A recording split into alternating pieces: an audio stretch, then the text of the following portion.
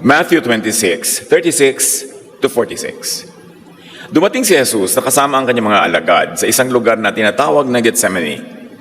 Sinabi niya sa kanila, "Umupo kayo rito samantalang ako'y mananalangin." Isinama niya si Pedro at ang dalawang anak ni Zebedee.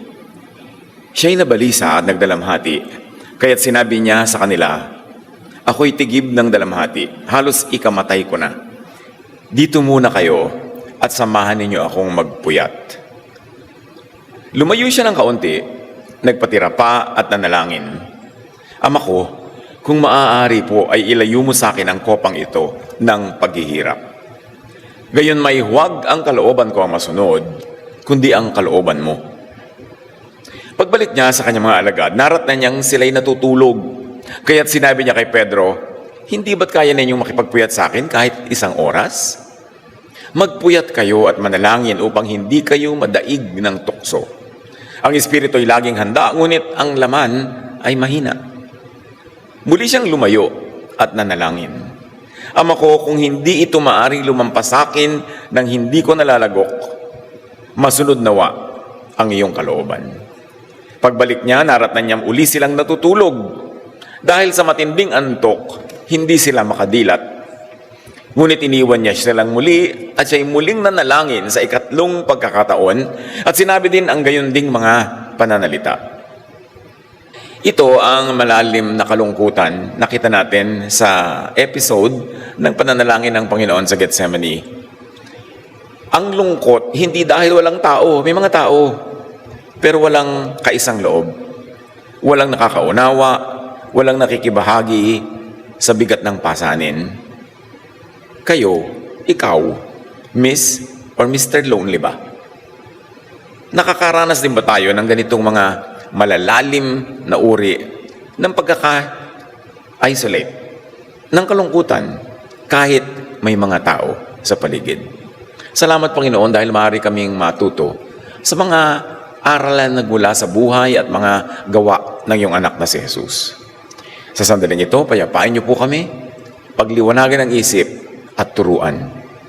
Maunawa-nawa namin kung ano ang mga dapat gawin kung dumarating ang ganito mga lungkot sa aming buhay o lungkot sa buhay ng aming mga kapwa. Kayo ang mangusap, magturo, let your will be done. In the name of Jesus, your Son, we pray with thanksgiving. Matthew 26:38 opens at sabi ni Jesus, "My soul is overwhelmed with sorrow to the point of death. Stay here and keep watch with me." Ito ay bago dakwin si Jesus. Napakarami ng stress na nangyari. Araw-araw, sunod-sunod na tension with the religious authorities, with the enemies of Jesus. Pagkatapos, niyaya niya ang kanyang mga disciples to go to this garden so they could be alone and he could pray. Pero sabi niya, "Samahan ninyo ako, damayan niyo ako, halos ikamatay ko ang nararamdaman ko ngayong stress, lungkot, sense of isolation." Nanawa ay hindi nararanasan ng sino man sa atin, pero kung nararanasan, meron tayong mga lessons na pwedeng matutunan mula kay Jesus. One, Jesus asked for companionship. Si Jesus na yon, anak ng Diyos, all-powerful, pero sabi niya, "Damayan niyo ako, kailangan ko ngayon ng kasama. Halos ikamatay ko ang dala ko ngayon na emotional baggage." Maraming kalungkutan ang lumalalim dahil ibinabaon, itinatago, sinasarili. Kaya kuminsan, nakakalungkot. May mga bigla na lang nagpapakamatay na member ng family, walang kamalay-malay yung mga kapatid, yung magulang, na gano'n na pala ang dala-dala nitong isang ito, hindi na niya nakayanan hanggang sariling buhay ay kinitil na. Kaya dapat tayo talagang humihingi ng damay. At willing din naman tayong dumamay. And we send signals na pwede mo kong kausapin, pwede kang magsabi, pwede kang humingi ng tulong. Expressing our need for others is a good first step toward healing. Acknowledging loneliness opens the door for intervention and support. At yan ay mga policies na kinikilala ng sciences, ng mga social and medical sciences. Pagka nagpapatulong pa yung tao, pwede pang matulungan. Ang mahirap pagka nagsara na. Ayaw na magsabi, ayaw nang kumibo, lumalayo na. At isa sa mga signs nito ng mga deep depression, pinababayaan ang personal hygiene. Hindi na mahilig maligo, magsipilyo, hindi na nag-aayos. Kasi kung nag-aayos pa, nag-drawing-drawing pa ng kilay, malayo pa yun sa suicide. Pero kung talagang wala na siyang pakialam sa mundo, medyo makiramdam na tayo. Baka ang layo na, ang lalim na ng kanyang dinadala. Expressing the need for support is a sign of strength, not weakness. Tatandaan nyo yan. Hindi kahinaan na humingi ng tulong. Si Jesus nga sabi, samahan nyo ako. Ang bigat-bigat ang nararamdaman ko. It's a sign of strength because it signals that you want to be helped, that you want to recover. So that's a sign of strength. So, when lonely, seek company. Huwag niyong ikaila, huwag niyong i-deny, maghanap kayo ng makakasama. Communicate. Reach out. Magparamdam. At tayo namang mga hindi nalulungkot, makiramdam. Baka naman meron tayong mga kasamang may pinagdaraanan. Kasi kung minsan, sobra kang busy sa sarili mong agenda, may nagpaparamdam na, hindi mo pinapansin kasi ang tingin mo sa kanya, abala. Meron pang, gusto mo magkape? Ay, busog na ako, ikaw na lang. Yun pala kailangan lang niya na makakausap. Maging mas sensitive pa tayo. Dahil mga tao kumisan hindi naman ready, willing, and able na ipahayag ang kanilang need for company. So tayo na ang makiramdam. In 2016, we published a booklet called Great Ministry of Companionship. Dahil isa talagang malaking ministry ang companionship. Iba yung ministry ng preaching, ng teaching, kailangan mo pa ng training, kailangan mo pa maraming alam. Pero yung companionship, umupo ka lang doon kahit wala kang gawin, ministry na yun. In fact, mas wala kang gawin, mas wala kang sabihin, madalas mas helpful.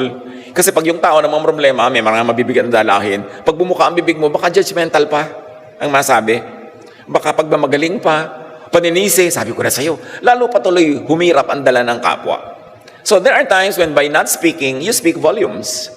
That you accomplish more, but just being there and being quiet.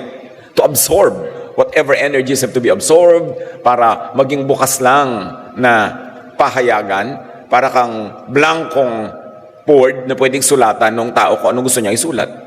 Be available and don't always open your mouth. Just open your mind and open your heart. Hindi naman kailangan ng maraming tao ng payo pag sobrang nabibigatan. Ang kailangan lang nila, may mahingahan. Hindi mo kailangan laging maging counselor para ka makatulong.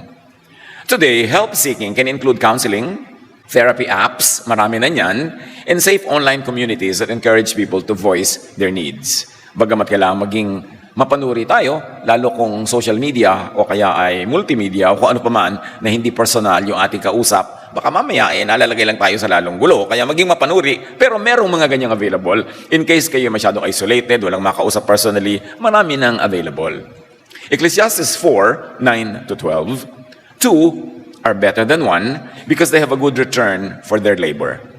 If either of them falls down, one can help the other up. So ito, dalawang tao ang inilalagay sa kwento. Mas mabuti na dalawa kaysa mag-isa. May umaalalay, may tumutulong. But pity anyone who falls and has no one to help them up. Also, if two lie down together, lalo sa winter na context ng mga pinanggalingan ng verses, they will keep warm. Pagka meron kang katabi, mas may tendency makatulong kayo sa isa't isa because of your body heat that you can share together. Pero yung nag-iisa, wala siyang ibang sources of body heat. But how can one keep warm alone? Though one may be overpowered, two can defend themselves. So two, better than one, pero mabuti kung tatlo. A cord of 3 strands is not quickly broken. At ganyan yung concept ng tirintas, ganyan yung concept ng lubid, mga mahihinang sinulid, pero pa pinagsama-sama mo, nagiging napakalakas. Because we draw strength from one another. There is something magical, something very spiritual, and something very mysterious about the power of people united in thought.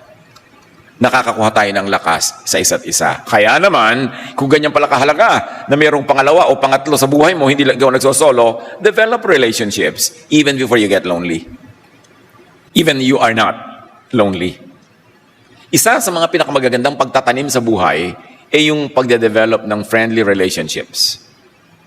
Sa kapatid, sa magulang, sa kamag-anak, sa partner sa buhay, at sa mga kakilala. To develop friendships. You will never know when you will need the extra second person or the third person in your life. And when you don't know that, and when it's not happening, be the second or the third person in someone else's life.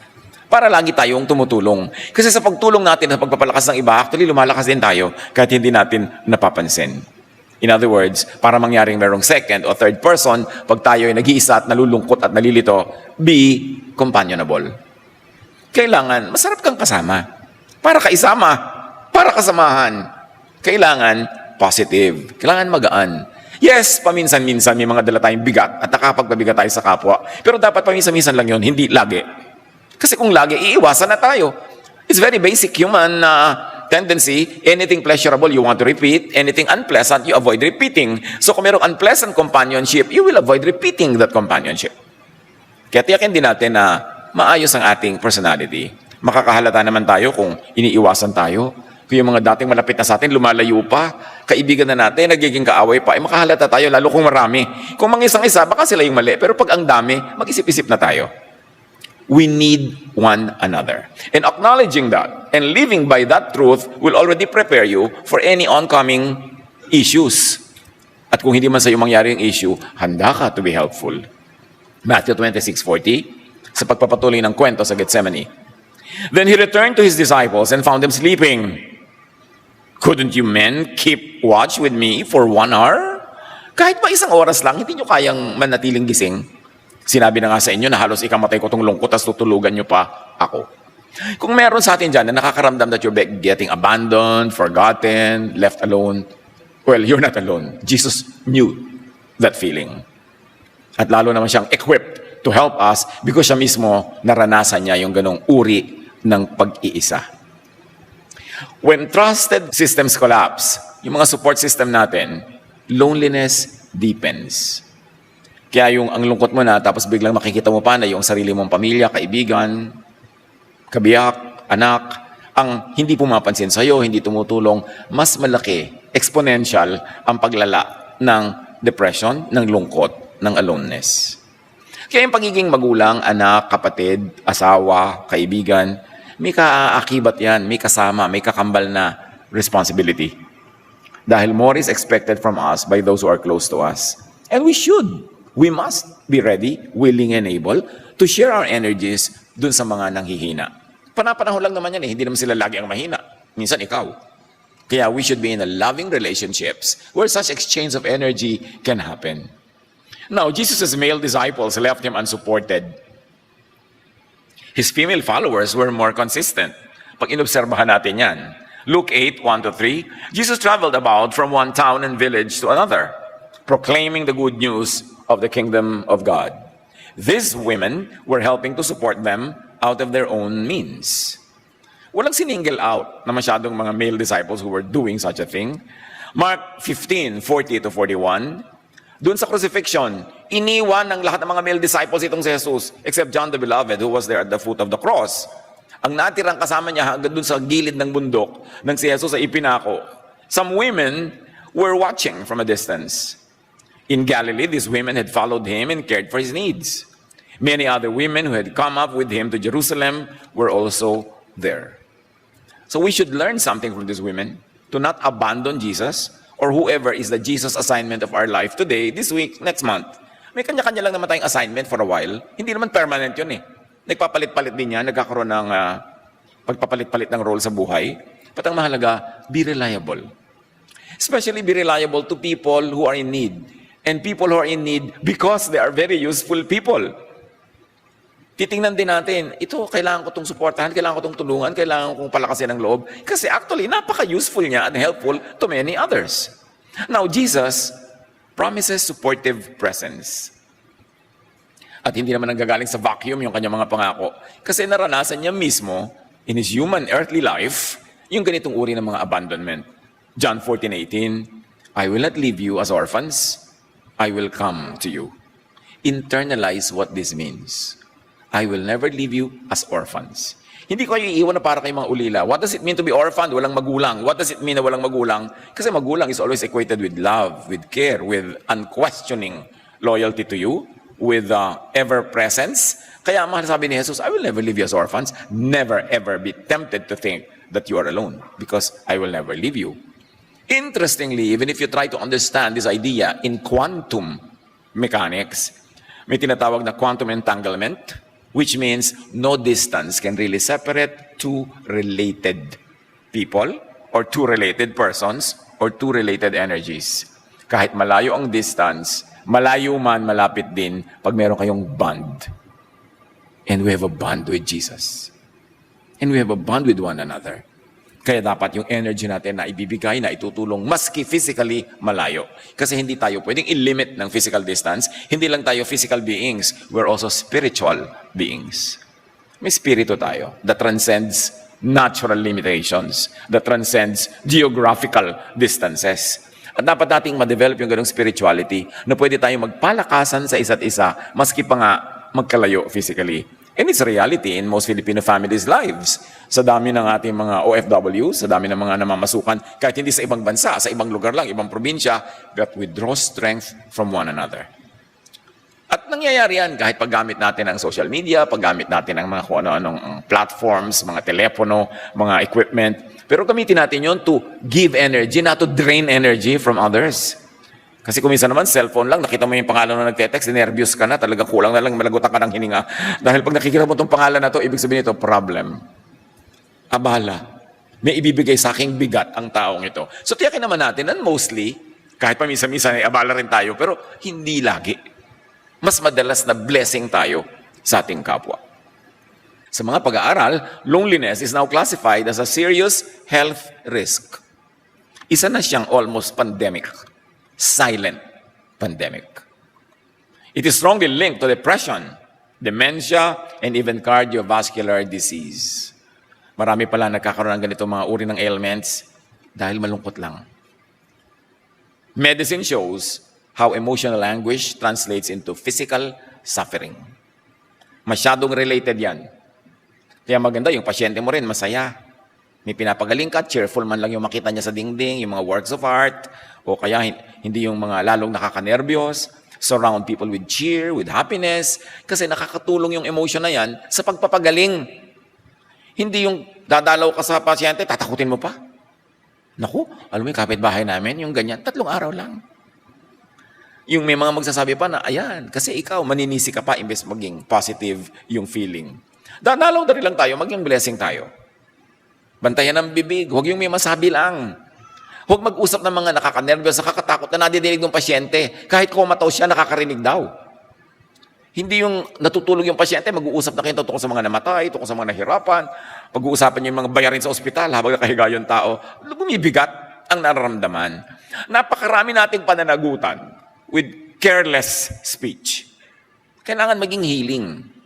1 John 4, 7-8, Dear friends, let us love one another. For love comes from God. Everyone who loves has been born of God and knows God. If whoever does not love does not know God, because God is love. Akala natin to know God is to know doctrines, mga high-sounding doctrines, mga Latin and Hebrew and Greek words. No, to know God is to love. Ang tunay na nakakakilala sa Diyos ay yung umiibig. Hindi yung sa dami ng alam, nagpatuloy na magagalitin sa kapwa, judgmental, at hindi maibigin. Nakikipag-away, nakikipagbatuhan dahil sa pagiging maka-Diyos. No, whoever really knows God proves it by being loving. At pag loving ka na, kahit wala ka pang alam na kung ano-anong doktrina dyan, you know God na. Pero kahit ang dami mong alam, pero hindi ka loving, baliwala. It does not count. Luke 22:44, sa pagpapatuloy ng kwento. And being in anguish, he prayed more earnestly, and his sweat was like drops of blood falling to the ground. Ganong kalaki yung stress na pumawis ng dugo si Jesus. Jesus agonized in loneliness. Severe stress can cause hematidrosis. Napakahirap ispelin ng pangalan ng pangyayaring ito. Ibig sabihin lang, sweating in blood. Loneliness and anguish have real physical effects. Ang nangyayari sa puso, ang nararamdaman ng emosyon, translates into physical illness or wellness. Depende kung ano yung nararamdaman. So, read the body language of people. Yun daw stress. Makikita mo naman yan sa itsura. It speaks of another illness. Illness of feeling, illness of spirit, illness that is unseen. Pero kung gusto nating makatulong, read the body language. Because it will show. kung ano yung tunay na nangyayari sa kanyang buhay. Loneliness is not just emotional. It can wound the body and spirit. And Jesus understands both. Yung sugat ng damdamin at sugat ng katawan, pareho niyang naramdaman, nalaman, naranasan, kaya alam na alam niya kung paano tayo tutulungan kung tayo may ganyang pinagdaraanan. Huwag na huwag mag-isip na wala kang karamay. Kasi may mga tao, at kung wala ka makitang tao o tinutulugan ka ng mga tao, may Jesus. Yun ang i-develop natin na relationship with Jesus. Na talagang actually, practically, possibly, nakikipag-ugnayan tayo to the point na meron tayong napapakinabang na paggaling mula sa Kanya. Isa sa mga remedies and reliefs, acceptance of the fact. Katulad kay Jesus, sabi niya, ang bigat ng nararamdaman ko, kung pwede sana ako nang mainom tong laman ng cup na to. Dahil ang bigat, halos ikamatay ko, ang stress. Pero sabi niya, but at the end of the day, Father, not my will, but yours. Merong acceptance of the fact.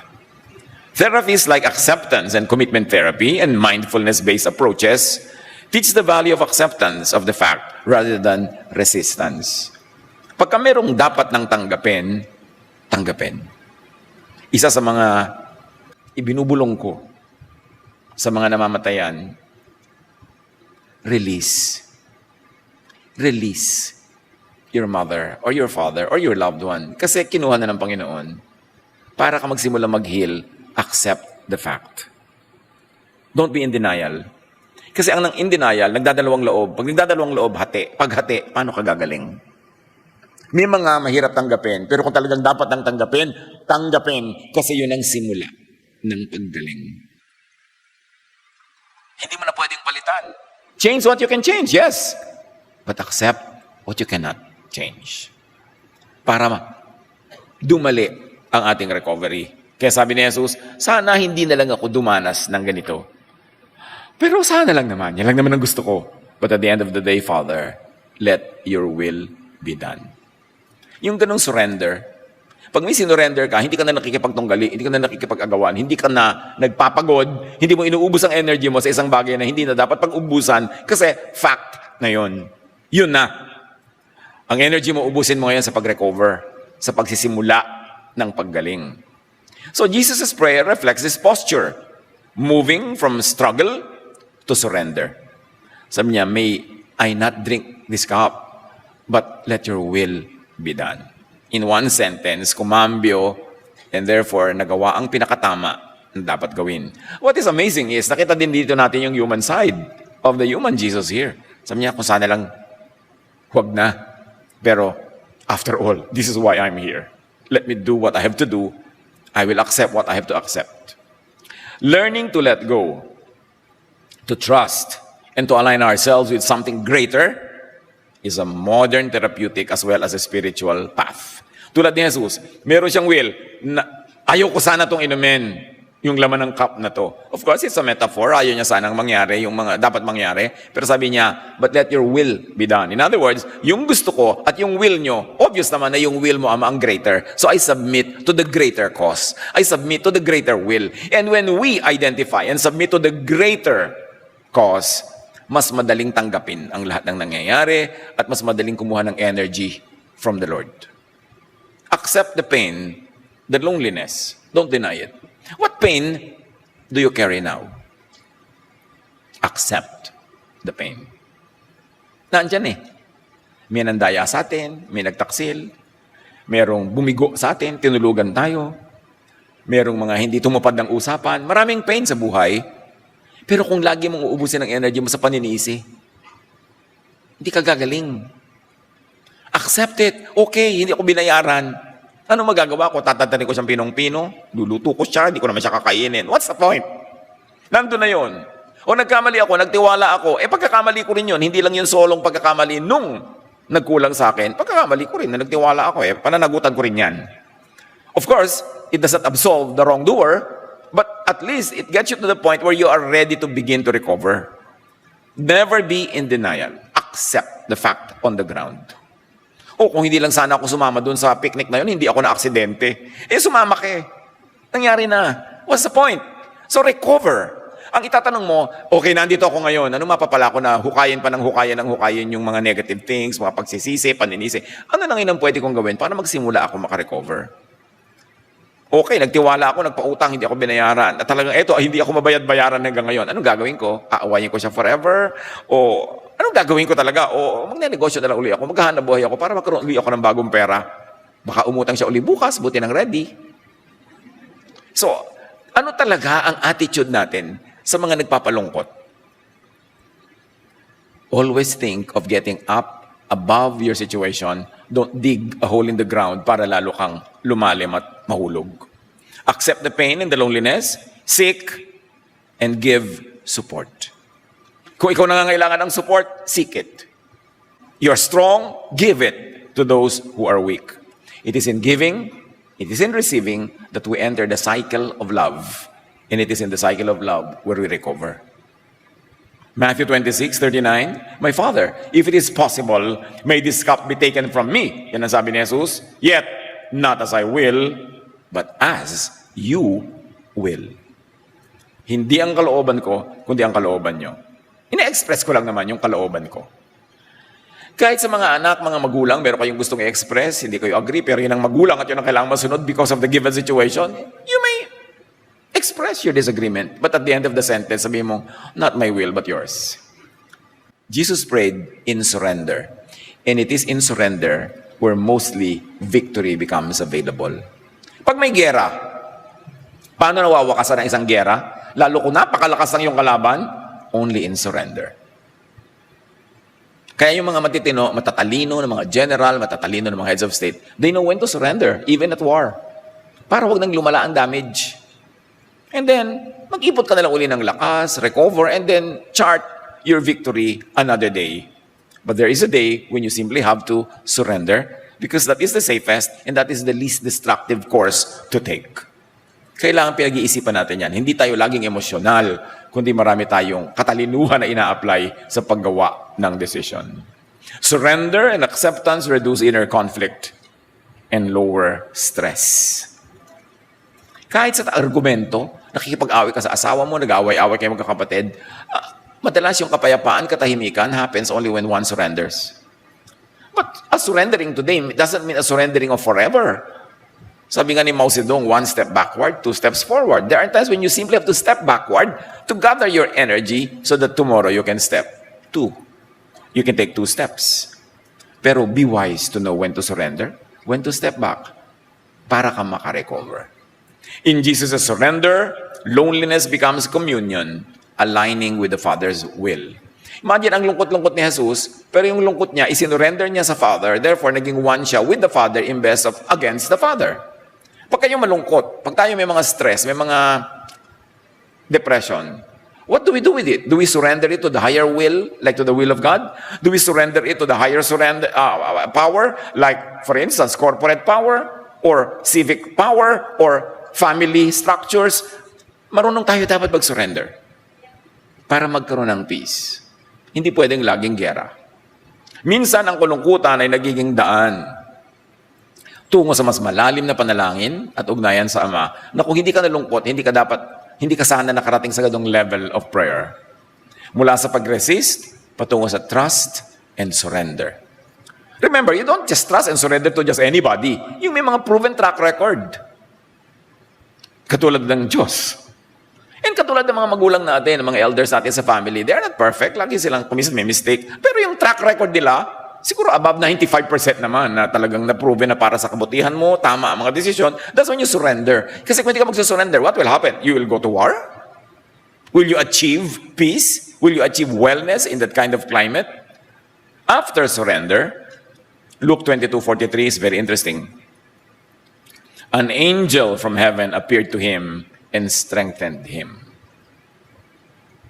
Of course, the first reading is, this angel is a real, physical, personal angel. But if you want to read many layers of meaning into this comfort that Jesus received, you can read it philosophically, that the angel could symbolize embodiment of inner courage. That when Jesus surrendered to the will of the Father, he rediscovered that inner courage that strengthened him. Na nakita niya na yes, yan ang tamang gawin, mag-surrender sa Father's will, and therefore now, I am stronger, I recover. This angel of recovery came along with enlightenment, along with surrender. It could be read philosophically. It could also be read psychologically. The mind's resilience was rediscovered. Alam niyo, pagka nakakaroon tayo ng realization, there are even chemical things that, processes that happens in the brain that suddenly give us strength.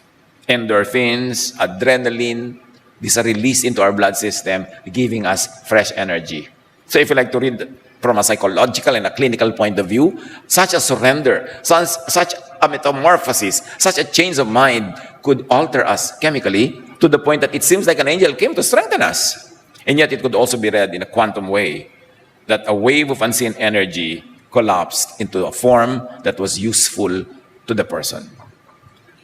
Maraming hiwaga ang pagbabasa ng scripture. At yung literal reading is only one of the very, very powerful ways to read. Pero huwag natin i-deprive ang sarili natin ng philosophical, psychological, even quantum reading. Kasi parang kakanin yan, parang sapin-sapin, maraming layers of the same thing, pero pwedeng ma-appreciate from many levels. And as we grow spiritually, as we mature, we must appreciate other ways of interpreting, of reading, and applying old, proven truths. So this heaven's angel may not always have wings, but it comes as strength from the heart. Very poetic. But it cannot be so wrong to read it that way. Kasi lahat yan applicable. Ang ending, strength. Ano man ang kahulugan ng channel na dinaanan ng strength. In modern insight, this angel, this support, often arrives in unexpected forms today. A hotline volunteer, a peer support group, a neighborhood or an association or counseling group, or a neighbor, a person, and even digital mental health companions. These could be angels God still sends in our age. So huwag nyo laging hanapin yung anghel na may pakpak. Dapat marunong tayo magbasa, uy, ikaw ang angel. Tulad ng katabi nyo kuminsan, no? Ikaw ang angel. Fallen ba o flying, bahala na kayo. Pero maraming format yan. God provides unseen companions in loneliness, especially coming from one's mind, heart, and inner strength. Basahin sa maraming paraan para ma-appreciate natin ang ganda ng mga salitang ito. Sometimes that angel is a quiet, inner voice. We don't always have to find another person to speak, because the best friend that can speak to us is our own heart. When we think sincerely, honestly, and without personal agenda. Napakasarap kausap ang sarili. Basta hindi yung mapagpanggap at hindi yung mapag-deceive na sarili ang kakausapin natin. Yung honest na sarili, that could also be a form of angel. Importante. Napakahalaga. The angel from on high, the angel from within can help. Lonely, I'm Mr. Lonely. Kayo ba yan, Miss or Mr. Lonely? Sinong umabot dyan kay Bobby Vinton? Pero siyempre, yan ay totoong-totoo pa rin ngayon, kahit sa mga makabagong awit.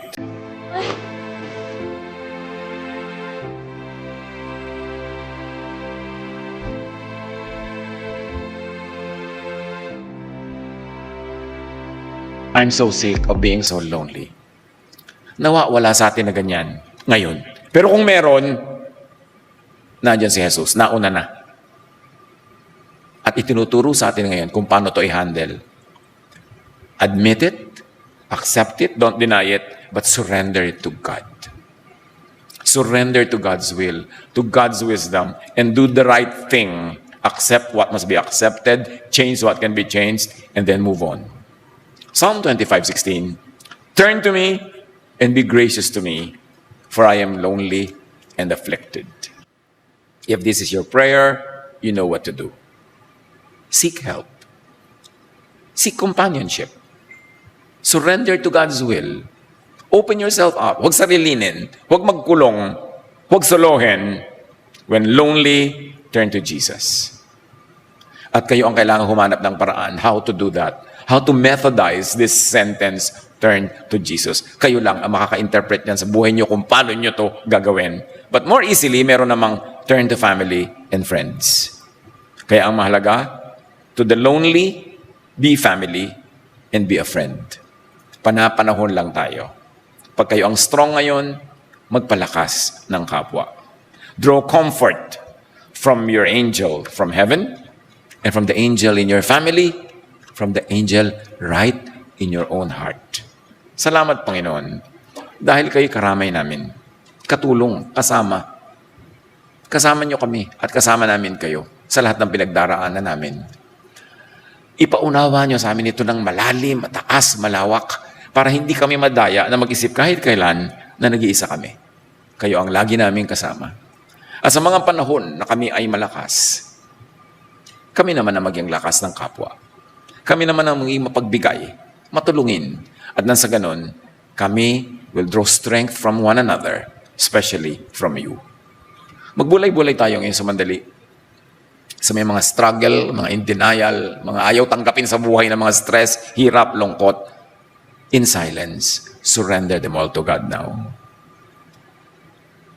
At ipanalangin din natin kung meron tayong alam o hindi alam ng mga taong malapit sa atin na nangangailangan ng angel, ng tulong, and decide to be that angel sa ating kapwa.